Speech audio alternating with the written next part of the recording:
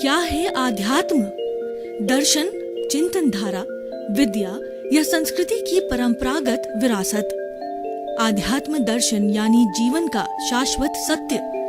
मानव जीवन से जुड़े शाश्वत सत्यों को जानिए और समझिए उपासक डॉक्टर सोहन राज तातेड़ से हमारे खास कार्यक्रम आत्मविज्ञान में।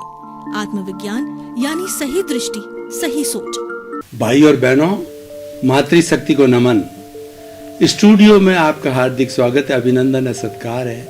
हम आज आपको आत्मविज्ञान कार्यक्रम के तहत सही दृष्टि, सही सोच, राइट विजन, राइट थिंकिंग के तहत आपकी जो आपके रॉन्ग बिलीफ है, आपकी जो गलत सोच है, उसको सही सोच में बदलने के लिए आए हैं। हम आपको आत्मविज्ञान बताने आए हैं, साइंस ऑफ द सोल बताने आए हैं। आपको ये बताने आए हैं कि कुदरत का क्या कानून है और ये जो है अल्टीमेट ट्रुथ क्या है, व्हाट इज द रियलिटी, सनातन सत्य क्या है। ये हम आपको इस एपिसोड के माध्यम से, इस कार्यक्रम के तहत हम आपको बताना चाहते हैं। तो आज हमारा बहुत ही सुंदर विषय जो है हमारे उम्र से जुड़ा हुआ है, वो हमारा आज विषय है कि आयुष्य कर्म का निर्धारण। बहुत सुंदर विषय है भाई और बहनों। आयुष्य किसे कहते हैं कि व्यक्ति जन्म लेता है और मृत्यु तक होता है, वो जितने समय तक जिंदा रहता है उसको आयुष्य कहते हैं, और उस पीरियड को, उस अवधि को आयुष्य काल कहते हैं। तो आज हमारा विषय है कि आयुष्य काल का निर्धारण, यानी आयुष्य काल का निर्धारण कब होता है? इस शरीर के रहते रहते, इस जन्म के रहते रहते, जो हम आयुष्य काल पूर्व जन्म से लेकर के आए हैं, हम पुनर्जन्म में विश्वास करते हैं। हमारी आत्मा पहले थी, आज है और आगे भी रहेगी, और ये तब तक घूमती रहेगी, 84 लाख जीवा योनि उत्पत्ति स्थानों में जन्म लेती रहेगी, जबकि अपना इस कार्बन शरीर के एक एक कर्म को, एक एक पुद्गल को, एक एक परमाणु को समाप्त करके और इसको जीरो नहीं कर देगी। इसको संपूर्ण निर्जरा कहते हैं। संपूर्ण इस जड़ तत्व को झरण नहीं किया जाएगा, तब तक ही आयुष्य होता रहेगा। आयुष्य शरीर का होता है, आत्मा तो अजर है, अमर है, अविनाशी है, अनंत ज्ञान वाला है, अनंत दर्शन वाला है, अनंत सुख का धाम है। ये टंकोत्कीर्ण है, अव्यबाद है, और ये मन वचन का ऐसे मुक्त, ऐसा शुद्ध आत्मा। इसके असंख्य गुण हैं, लेकिन सब वो गुण जो है वह इस आयुष्य में जन्म लेने के साथ साथ में उसके कर्मों का भुगतान चालू हो जाता है। ये जो शरीर मिला है, ये पूर्व के जन्मों के कर्मों के लिए भुगतान के लिए मिला है, डेबिट क्रेडिट के लिए मिला है, और उसी को आयुष्य कहते हैं। 60 वर्ष का आयुष्य, 70 वर्ष का आयुष्य। हम कहते हैं कि मैं 60 वर्ष का हो गया।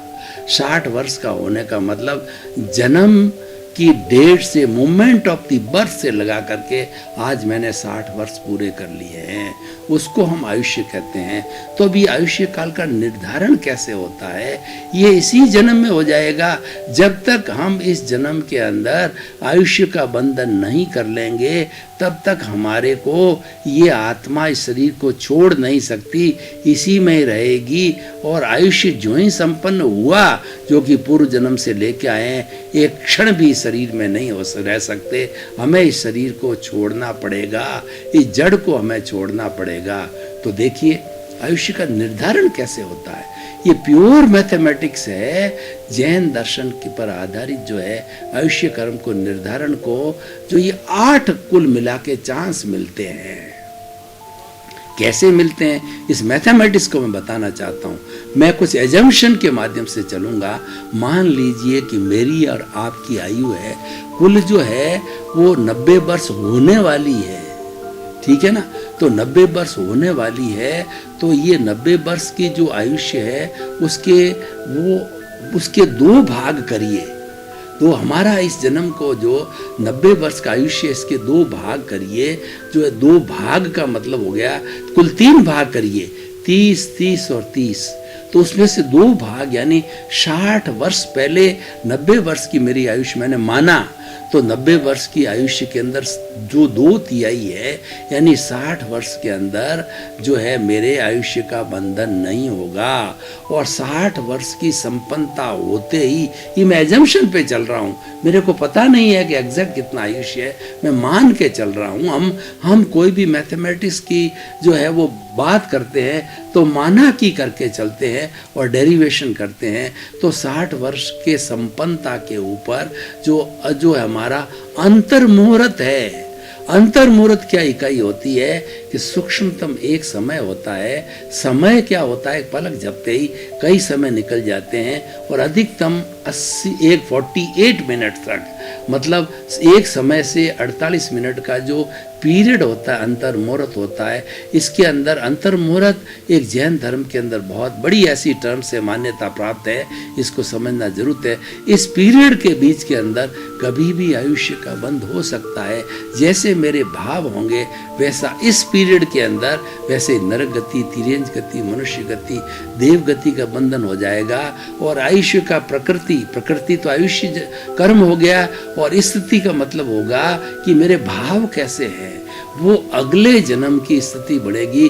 अगला 60 वर्ष होगा, 90 वर्ष होगा, 100 होगा, 50 होगा या 5 साल हो गया होगा, वो उस वक्त के उस अंतर मुहूर्त में भावों पर निर्भर करता है। तो प्रकृति, स्थिति, प्रदेश का मतलब ये है कि वो 60 वर्ष तक आयुष्य काल रहेगा। तो कितने क्वांटिटी के आयुष्य कर्म के परमाणुओं के द्वारा होगा, क्योंकि इसके अंदर ये हमारे कर्म जितने भी है, चाहे घाती हो चाहे अघाती हो, कुल जो है 8 तरह के कर्म, उसकी डिटेल में नहीं जाना चाहता। 148 प्रकृतियाँ होती है, सबका जो है वो प्रकृति, स्थिति और प्रदेश बनता है। कि मतलब जो है कितने समय तक वो रहेगा, समय का हम निर्धारण कर रहे हैं, और उसके बाद के अंदर जो है कितने परमाणुओं के रूप में रहेगा। तो हर बार जो है, इस बार को मैंने एक बार विस्तार में बताया, आगे जो जो टुकड़े करूँगा मैं विस्तार से नहीं बताऊँगा कि प्रकृति, स्थिति, प्रदेश, अनुभाग का बंध हर कर्म का तुरंत ही कर्म के बंध के साथ में हो जाता है। तो हमने 60 वर्ष के अंदर मान लो आयुष्य का बंध नहीं हुआ, मैं धीरे धीरे करके आपको 8वीं अटेम्प्ट के ऊपर लास्ट में जब 90 साल संपन्न हो रहे हैं उस स्टेज तक ले जाऊंगा। पहली स्टेज क्लियर हो गई, उसके बाद में जो 30 वर्ष बचे उसके 3 भाग करिए, तो 70, 80, 90, इसके 2 भाग यानी 80 वर्ष की संपन्नता के ऊपर जो है वह अंतर मुहूर्त, उसको रिपीट कीजिए कि अंतर मुहूर्त में जैसे भाव होंगे, जैसी लेशियाएं होगी, उसके अनुसार प्रकृति, स्थिति, प्रदेश, अनुभाग, आयुष्य का बंधन हो सकता है। पर मान लीजिए मिस हो गया, क्योंकि आपको पहली बार में भी हो सकता है, ये दूसरी बार बताया उसमें भी हो सकता है, लेकिन मेरे को 8 स्टेजेस को पूरा करना है। तो अगर मैं ये मान लूँ यहाँ हो गया, तो पिछली 6 जो है वो आपको एक्सप्लेनेशन नहीं होगा, क्योंकि मैं तो सब चीज़ एजम्पशन पे चल रहा हूँ, सब मान करके चल रहा हूँ, प्योर मैथमेटिक्स पे चल रहा हूँ। 2 स्टेजेस गई, अब तीसरी स्टेज 80 से 90, 10 वर्ष बाकी रहे मेरी उम्र के।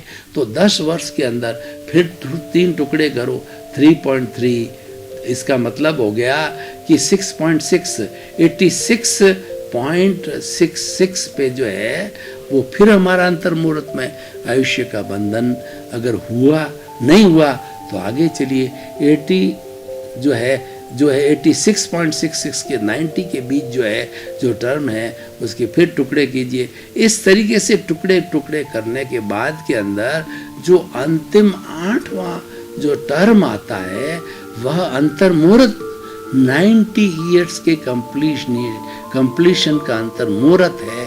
उसके अंदर तो कर्म आयुष्य का बंधन होना ही पड़ेगा। उसके बंधन होने के लिए कहा जाता है अंतमति सो गति।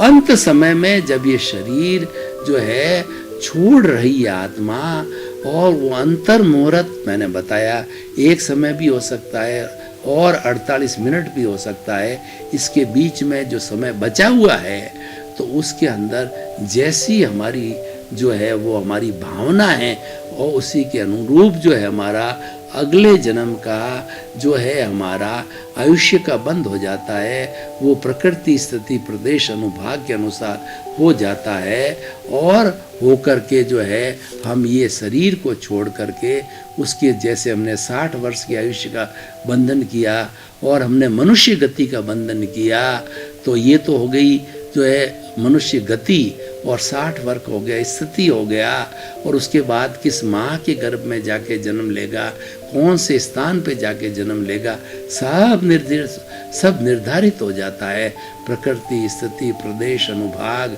और ये कैसा जन्म वो आयुष्य का होगा, अच्छा होगा या बुरा होगा, तो मनुष्य गति है तो अच्छा ही होगा, लेकिन उसके बाद में गोत्र कैसा होगा वो सारा निर्धारण हो जाता है।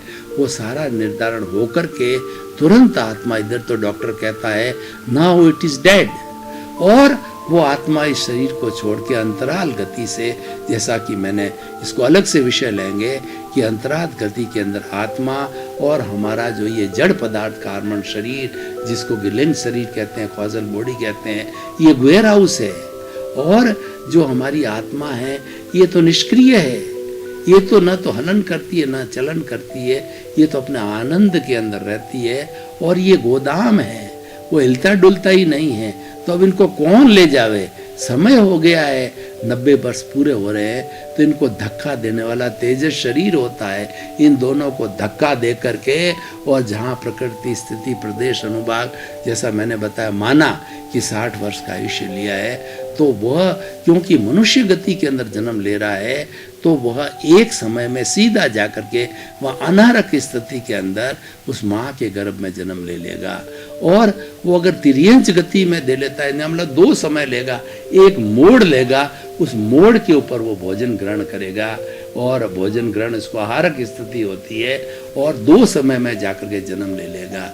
और उसके बाद के अंदर तीसरी अगर और विषम स्थिति होती है तो 3 समय लेता है। मान लीजिए कि वो तिर्यंच गति में होता है, तो देव गति में होता है, तो अधिकतम जो इस तरीके से 4 समय होते हैं। 4 समय के अंदर 2 समय आहारक होते हैं, 2 अनाहारक होते हैं, और अधिकतम 4 समय 3 मोड़ के अंदर वो जाकर के वो, मतलब ये इतना माइन्यूट है कि वो कैलकुलेशन की परिभाषा में नहीं आता है। हम कह सकते हैं तुरंत आत्मा है, जैसा आयुष्य का बंध किया है वो दूसरे जन्म में जाकर के जन्म ले लेती है। तो भाई और बहनों, 8 कुल अटेम्प्ट्स मिलती है। पहली अटेम्प्ट में भी हो सकता है, दूसरी, तीसरी, चौथी, 5वीं, 6ठी, 7वीं, 8वीं अटेम्प्ट में कभी भी हो सकता है। इसका कोई फिक्स रूल नहीं है, ये तो भावों पे निर्भर करता है। तो क्वेश्चन ये है कि इतनी आयुष्य कर्म के निर्धारण की जो बात कही गई है, उससे मनुष्य को समझना क्या है? हमको समझना ये है कि वो हमको पता नहीं है कि आयुष्य का बंध कब होगा।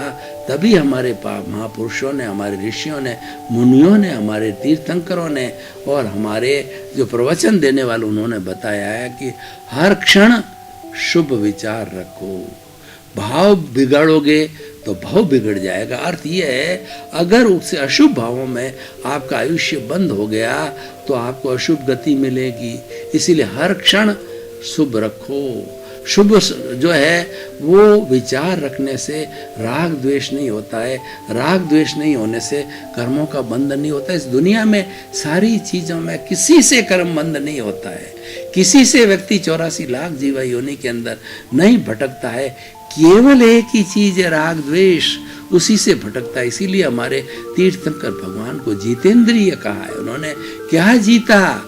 उन्होंने राग द्वेष को जीता। राग द्वेष कौन? क्रोध, मान, माया, लोभ, हमारे भीतर के शत्रु है। उन शत्रुओं को जीता और उनको कषाय बोला जाता है। उसको जीत करके वो जितेंद्रिय होकर के, और वो जो वीतराग बने, वीतराग के अंदर सबसे ज्यादा मोह को छोड़ा जाता, राग द्वेष समाप्त हो जाते हैं। और वीतराग बनने के बाद में अंतर्मुहूर्त की 12वां गुण स्थान वीतराग का होता है। और वीतराग होते ही, पूर्ण वीतराग होते ही जो है अंतर्मुहूर्त के अंदर केवल ज्ञानी बन जाता है। और केवल ज्ञानी बनने के बाद में जो 13वां से 14वां गुण स्थान है, जितना आयुष्य बाकी रह जाता है, आयुष्य को भोगना पड़ेगा। और उसको 12वें 13वें गुण स्थान में जाने के बाद के अंदर कोई तरह के अशुभ भाव नहीं रहते। अशुभ चलिए उसको इरियापथिक भोग बोला जाता है कर्मों का, उसमें शुभ ही रहता है, शुभ आयुष्य रहता है। शरीर है तो इसके अंदर मन वचन काया है, तो इसमें शरीर से जुड़े हुए कर्म तो रहते ही है। कौन कौन से कि वेदनीय, आयुष्य, नाम और गोत्र ये तो रहेंगे ही, लेकिन ये शुभ हो जाते हैं जब वीतराग बन जाता है और शुभ होता है। इसको इरियापथिक कर्म कहा जाता है। इरियापथिक कर्म क्या होता है कि एक समय में भोगा, दूसरे समय में झड़ गया, क्योंकि ज़्यादा समय रहना नहीं है, वो तो इसीलिए शुभ हो रहा है, वो सारा शुभ का होगा, अशुभ नहीं होगा। क्योंकि आयुष्य अभी उसका, जैसे भगवान महावीर का जो है केवल ज्ञान होने, केवली बनने के बाद में उनको जो है 30 वर्ष तक का उनका उम्र रहा, तो 30 वर्ष तक जो है उनकी इरियापथिक का भोग हुआ। एक समय में शुभ जो है शरीर से जुड़े हुए अघाती कर्म तो रहेंगे ही, वो जो है हमारा आयुष्य तो 30 वर्ष का आयुष्य हो गया। शुभ नाम गोत्र तीर्थंकर का है ही है, और जो है वो गोत्र कर्म उसका उनका तीर्थंकर बन गए, गोत्र तो है ही है। तो वेदना उनके शुभ होती, अशुभ होती नहीं है। तो इन सब का इरियापथि का मतलब ये चारों घाती कर्म एक समय के अंदर बनते हैं, दूसरे समय के अंदर जो है ये समाप्त हो जाते हैं। तो ये आयुष्य के शेष रहने पर 30 वर्ष की संपन्नता के ऊपर जो है वो भगवान को जो है, जब वो पावापुरी में विराज रहे थे, 72.5 वर्ष की उम्र थी, तो वहाँ पे भगवान को जो है इंद्र ने आकर के जो है भगवान से निवेदन किया है कि भगवान आपका आयुष्य समाप्त हो रहा है, और इसमें एक उस वक्त जो है भस्म नक्षत्र है, इसको आप अगर थोड़े क्षण के लिए आयुष्य को टाल दें तो अगला अच्छा नक्षत्र आने वाला है, आप युगों युगों तक जिएंगे, लंबे समय तक, और हमको देश ना देते रहेंगे। तो भगवान ने कहा न भूतो न या भविष्यति। तीर्थंकर भी अपने आयुष्य का एक समय जो सूक्ष्मतम हो सकता है, वो समय भी 72.5 वर्ष से एक क्षण भी न तो मैं घटा सकता हूँ न बढ़ा सकता हूँ। ये मेरी ताकत नहीं है, ये भगवान की भी ताकत नहीं है। तो हम जैसे इंसान जो है कौन से बाग की मूली कहा जाता है, हमारी क्या ताकत है कि आयुष्य को हम घटा, बंद गया वो बंद गया, वो स्थायी बंद होता है, वो जो है वो पुष्ट बंद होता है, उसको कोई भी भगवान नहीं टाल सकते। तो आयुष्य का हमारा बंद होता है। ये हमने बताया कि आयुष्य के बंधन के साथ जो हमें विचारों को शुभ रखो। हम किसी को विचारों को शुभ कैसे रखेंगे? इस सृष्टि के 84 लाख जीवा योनि के प्राणियों को निर्दोष मानो, जिसमें हम दोष का रूपांतरण करते हैं। इसने मेरा ऐसा किया, इसने मेरा वैसा किया, इसने मुझे गाली दी, मुझे टिट फॉर टैट करना, इसने मुझे धोखा दिया, इसने जो है इसने मुझे कष्ट दिया। हम दूसरे को दोषित देखते हैं तो उससे राग द्वेष, दोषित कोई है ही नहीं। वो तो क्यों कर रहा है? क्योंकि आपका उसे लेन देन है, आपके कर्म जो है, आपने उसको धोखा पहले दिया था। जब आपको धोखा दे रहा है, पूर्व जन्मों के अंदर आपने इसका धन खाया था, हड़पा था, तब आपको खा रहा है। पहले आपने इसको गाली दी थी, वही जीव आपको गाली दे रहा है। और इसको आपने पहले किसी तरह का कष्ट दिया था, घर से विस्थापित किया था, इसका मकान हड़प कर लिया था, इसीलिए आपका ये मकान हड़प कर रहा है, पैसा हड़प। जितना भी इस जन्म के अंदर हमको कोई दुख देने वाला या सुख भी है, यानी आप पिछले जन्म में किसी को सुख दे के आए हो, तो आपको श्रवण कुमार बनेगा, अच्छी संतान बनेगा, आपकी सेवा करेगा, आपके दुख दर्द को समझेगा। वरना आपको आंखें दिखाएगा, आपकी प्रॉपर्टी को हजम कर लेगा, आपको विस्थापित कर देगा, आपको घर से बाहर निकाल देगा। हो सकता है आपको कुंभ के मेले में या वृद्धाश्रम में भी भर्ती करा दे। ये सब आपका लेन देन है, ये इसके अंदर किसी का कोई डिस्टरबेंस नहीं है।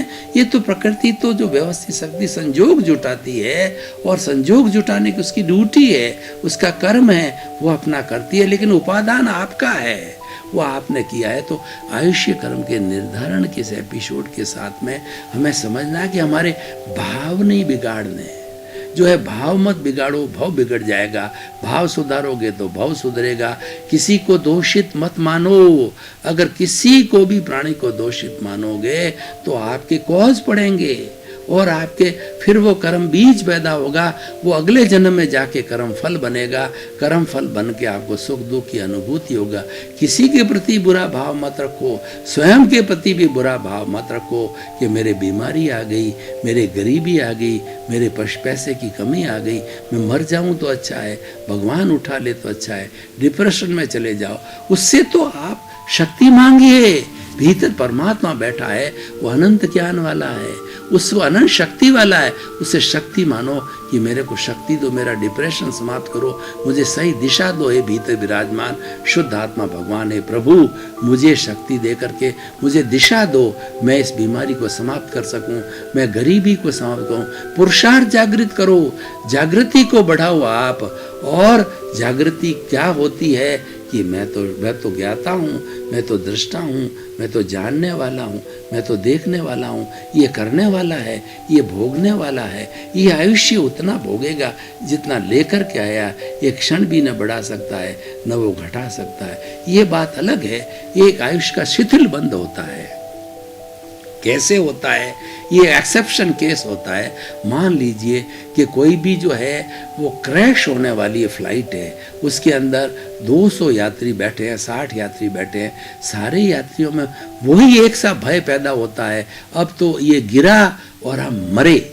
तो ये सारी एक सी भावना, और विद इन द मोमेंट जो है क्रैश होकर के गिर जाता है, ट्रेन का एक्सीडेंट हो जाता है, और सारे वो देख रहे हैं कि ये ट्रेन भिड़ गई है और ये डब्बा में अग्नि लग गई और हम मरने वाले।